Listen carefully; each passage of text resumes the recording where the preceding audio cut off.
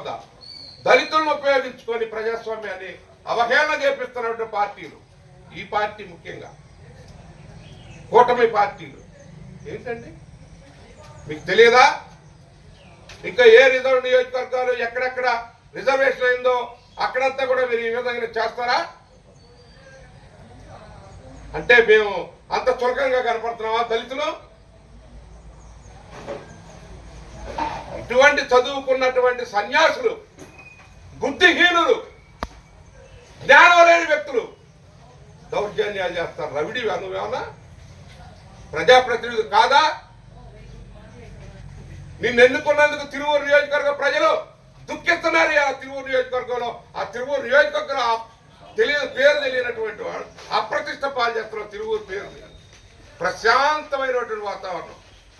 పెద్దల వేముల కూర్మయ్య గారు కానుంచి పెద్ద పెద్ద ప్రాతినిధ్యం వహించిన మంత్రులు కోనేరు రంగారావు గారు, వేముల కూర్మయ్య గారు, మహానుభావులు ఎంతో మంది, పేట బాపారావు గారు, పేట బాపయ్య గారు, పేట రామారావు గారు, కోట రామయ్య గారు, మిర్యాల పూర్ణానందం గారు, పిట్టా వెంకటరత్నం గారు, పద్మజ్యోతి గారు, రక్షణ నిధి గారు, వీళ్ళంతా కూడా ఇక్కడ ప్రాతినిధ్యం వహించారు.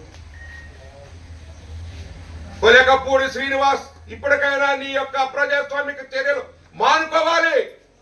ప్రజలు ఓపికని మీరు పరీక్షిస్తే, ప్రజల యొక్క అసహనాన్ని మీరు పరీక్షిస్తే, ప్రజల తిరుగుబాటు కనుక వస్తే ఇక్కడ నుంచి మళ్ళీ గుంటూరు క్యాంప్ వేసుకోవాలి. నువ్వు పారిపోక తప్పదు. నువ్వు అనుకుంటే ఇవాళ రెచ్చగొట్టావు కొంతమంది తాగుబోతుల బ్యాచ్ని, గంజాయి బ్యాచ్ని, ఈ తాబేదారుల్ని, కొంతమందిని డబ్బులు ఇచ్చి పోషించి ఇక్కడ నా ఇంటి మీదకే పంపించారు, రక్షణ ఉన్నటువంటి ఇంటి మీదకి.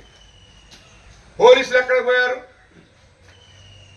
పోలీసులను కూడా ఈ యొక్క న్యాయస్థానాల ముందు నిలబెట్టే పరిస్థితి మీరు తీసుకొచ్చారు. మా మీద అక్రమ కేసులు పెడతారా? ఈరోజు నా మీద, అవినాష్ మీద కిడ్నాప్ కేసు పెడతారా? ఎఫ్ఐఆర్ అయింది. ఇన్వెస్టిగేషన్ ఏంటి? మేము చెప్పాం వాళ్ళ మీద స్టేట్మెంట్ తీసుకోండి అని. స్టేట్మెంట్లు తీసుకున్నారా? ఇక్కడ న్యాయం ఉందా? వీళ్ళంతా కౌన్సిలర్సే. ఇష్టపూర్వకంగా వాళ్ళు విహారయాత్రకు వెళ్ళి తిరిగి వచ్చారు. ఇక్కడ ఈ యొక్క దుర్మార్గులు చేసేటటువంటి ప్రెజర్స్,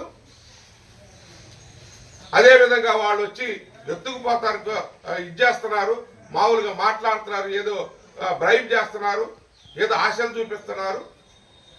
వీటన్నిటికీ దూరంగా తొలగిపోవాలని చెప్పి వాళ్ళు విహారయాత్రకు వెళ్ళి వస్తే కిడ్నాప్ కేసులు మా మీద పెడతారా? అసలు మీకు బుద్ధి జ్ఞానం ఉందా? రాజ్యాంగాన్ని చదివానంటున్నావు కదా శ్రీనివాస్,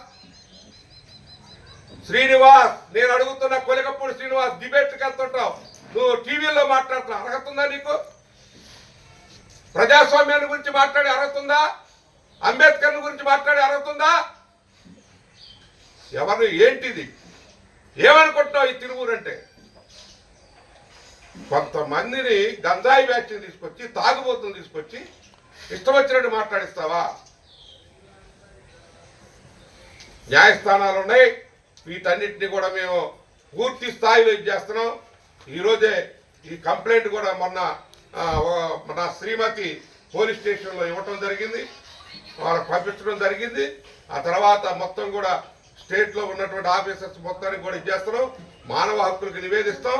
అంతేకాకుండా హ్యూమన్ రైట్స్ కమిషన్ కాదు, ఎస్సీ ఎస్టీ కమిషన్ దగ్గరకు కూడా వెళ్తాం. ఇక్కడే కాదు, నేషనల్ లెవెల్లో మా దళితులకి ప్రయోజనం లేదు. ఈ మాకు ఎన్నికలు ఇవన్నీ ఏంటి? ఇది బూటకమా ఎన్నిక? రాజ్యాంగం బూటకమా? ఏమనుకుంటున్నావు నువ్వు? ప్రజాస్వామ్యబద్ధంగా నువ్వు గెలిచావు కదా.